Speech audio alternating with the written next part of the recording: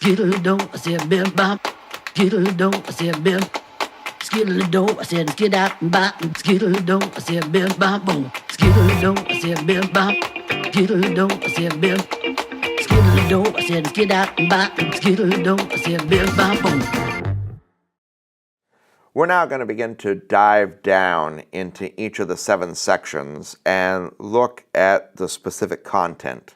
And the very first place we're going to start is in chapters 1 through 3, which is the first major section of the 7 parallel sections, and really get a view of what we find there. I really want to begin with the vision of the 7 lampstands that we find in chapter 1. And in particular, the vision of the exalted Jesus that we find there. So, beginning in verse 9 of chapter 1, John relates that he was on the island of Patmos, that he was imprisoned there or in exile there, and then he hears this loud voice saying that he ought to write down on a scroll what he sees and send it to the 7 churches. And then from there, John turns around and it says that he sees the voice that was speaking to me. And when he turns, he sees 7 golden lampstands. And then among the lampstands is someone, he says, that's like a son of man. And the description, of course, this is Jesus. The description is brilliant and exalted. It says he's dressed in a robe reaching down to his feet, with a golden sash around his chest. The hair on his head is white like wool, as white as snow, and his eyes were like blazing fire.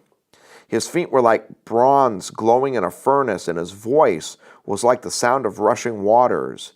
And it says, in his right hand he held 7 stars, and coming out of his mouth was a sharp double-edged sword, and his face was like the sun shining in all its brilliance. Then this description that John gives says that when he saw Jesus this way, he just falls down on his face as though he was dead. But Jesus places his right hand on John and says, don't be afraid, I'm the first and last. I'm the living one. He says, I was dead, but now look, I'm alive forever and ever. And he says, I hold the keys to death and Hades. So, before we go on and talk about what is the meaning of the 7 gold lampstands and what's the meaning of the 7 stars, I first just want to comment on this, that of course John, who's the writer of the book of Revelation, first knew Jesus as one of his disciples. Maybe around the year 30 AD, when Jesus began his public ministry, he called John to be one of his disciples. Perhaps John was 15, 16 years old. Well, now we're in the year 95, 96 AD. So we're some 65 years later. So if John was 15 at the time, he's in his early 80s, likely. And there's been 60 years since he's last seen Jesus on earth. Well, the last time he saw Jesus as in his humiliation, if I can put it that way. This was the earthly Jesus when, John interacted with Jesus. It was like you and I interact with each other. He felt his flesh. He saw his troubles. The Bible describes there was nothing particularly attractive about Jesus, so he was just a man.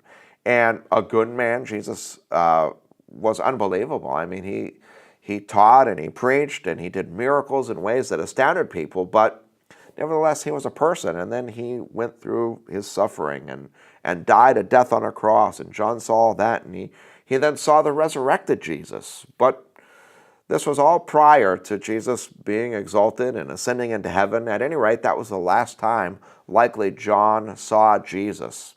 Now, in his 80s, his early 80s, John sees Jesus again, now exalted, glorious. The terms that are used to describe here, when John sees him, he just falls to his face as though he's dead because, Jesus, it's so clear that this is God Almighty. Anyway, before we go on to talk, it's just interesting to point that out, that instead of now seeing the Jesus in a state of humiliation, he now sees him in a state of exaltation.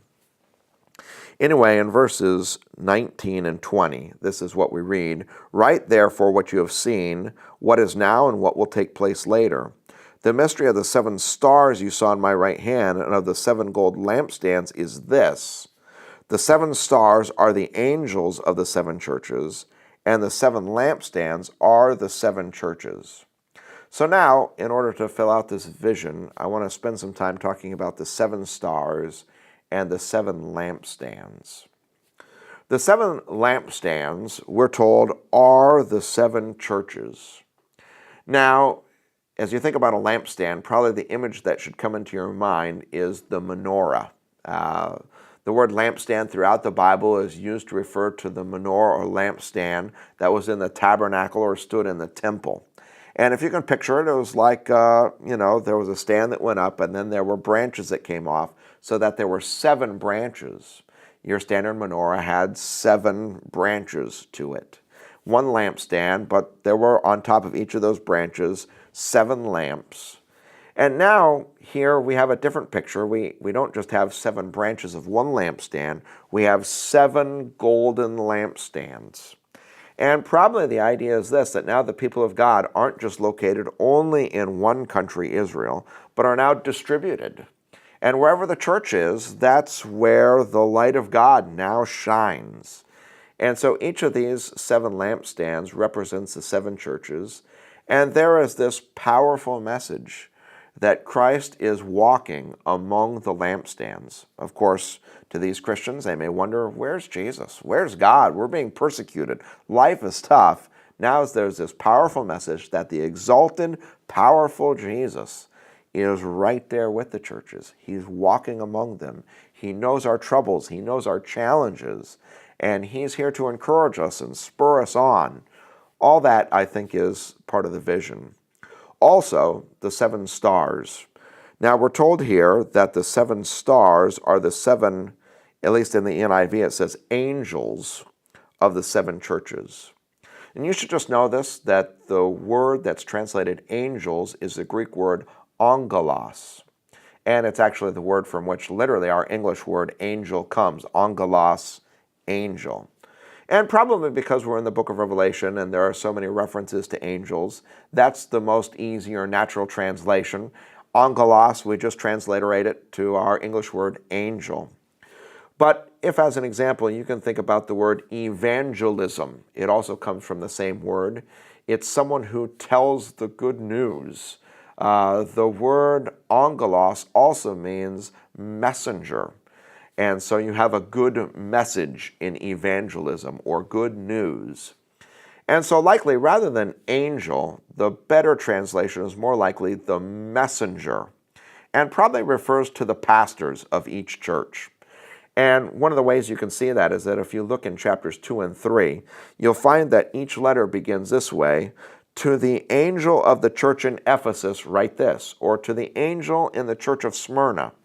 Now, it's very unlikely that John was writing to some celestial being that was overseeing the church. Instead, more likely he was writing to the messenger or to the pastor that's located in each church, and there's a particular message that they're supposed to deliver to their congregation based on the words of Christ in this vision. And so you have something that's really remarkable. First of all, the 7 lampstands. Jesus had said this: you are the light of the world. People do not light a lamp and put it under a bowl. Instead, they put it on its stand, and it gives light to everyone in the house. It's the same imagery. Christians, as they gather together into congregations, that is, we as the church are the light of the world. And God's not far off from that. In fact, Jesus is walking in our midst. There's a tremendous sense of comfort, no matter what we're going through, even when we might feel abandoned through persecution or otherwise. Jesus is right there. And particularly to the pastors, to be in the right hand means that you're exercising the authority of the one in whom you're in the right hand. And so you're exercising the presence and authority of Jesus. And it's a tremendous comfort because Jesus is holding you right there. Maybe you feel like life is spinning out of control. John, as an example, had been exiled. He'd been put in prison. Some of the pastors, they may have been the prime targets for persecution, and yet there's this message of comfort. Not only is Jesus right there, he knows what we're going through, but he's holding even the pastors in the palm of his hand. He's got them. He knows what they're going through.